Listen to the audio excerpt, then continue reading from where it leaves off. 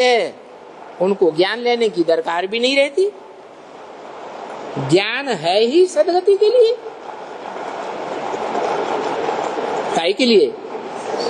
सदगति के लिए। अज्ञान से दुर्गति और ज्ञान से सदगति।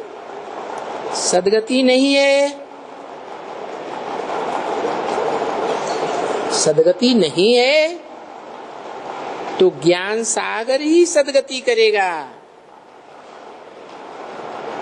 क्या? कौन करेगा? ज्ञान सागर और ज्ञान सूर्य में कोई फर्क है या नहीं है? क्या फर्क है? हैं?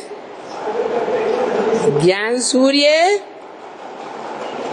पृथ्वी माता से अटैच होकर के नहीं रहता और ज्ञान सागर सागर धरणी से अटैच होकर रहता है।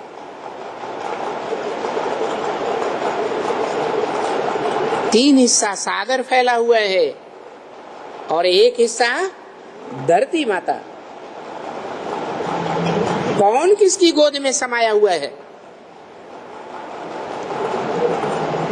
सागर माता की गोद में समाया हुआ है या माता सागर की गोद में समाई हुई है?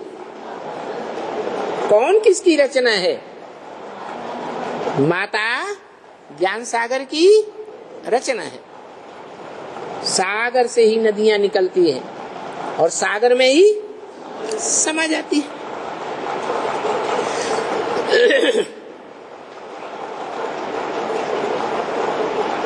तो ज्ञान सागर से ही सदगति होती है। ज्ञान सूर्य से सदगति नहीं होती।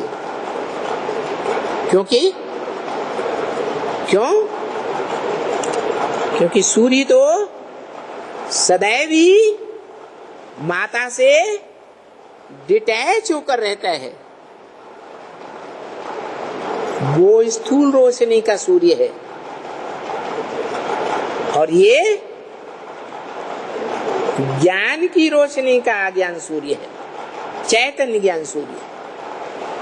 वो जड़ सूर्य है, जड़ सितारे हैं और ये धरती के चैतन्य सितारे हैं।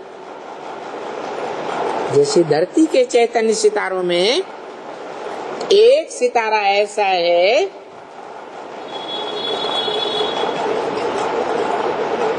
जो ध्रुव तारा कहा जाता है। क्या कहते हैं? ध्रुव तारा। जो भी सितारे हैं वो सब अपना अपना स्थान छोड़ते हैं, चक्कर लगाते रहते हैं। एक ही सितारा है जो अपना स्थान कभी छोड़ता नहीं। कौन सा? ध्रुव तारा। तो ये 9 लाख सितारे हैं, धरती के सितारे, जिनमें आधे हैं ज्ञान सूर्य की चमक से चमकने वाले और आधे हैं ज्ञान चंद्रमा की चमक से चमकने वाले। जब ज्ञान चंद्रमा प्रत्यक्ष होता है तो वो रात के सितारे प्रत्यक्ष होते हैं। अंतर क्या है?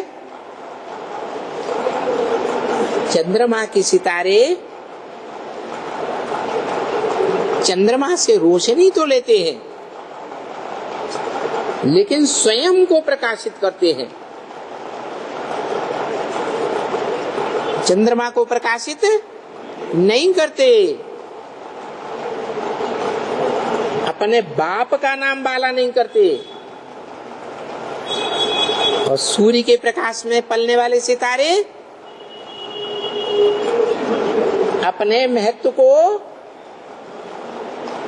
सूर्य बाप के महत्व में मिला देते हैं। जैसे भारत में आज भी परंपरा है, बाप का नाम देते हैं फिर लिखते हैं एंड सन्स कंपनी। फर्म का नाम देते हैं ना, तो बच्चों का नाम देते हैं या बाप का नाम देते हैं? बाप का नाम बाला करते हैं। तो ऐसे ही बताया कि तुम बच्चे हो ज्ञान सूर्य के बच्चे। जो ज्ञान सूर्य का कहना है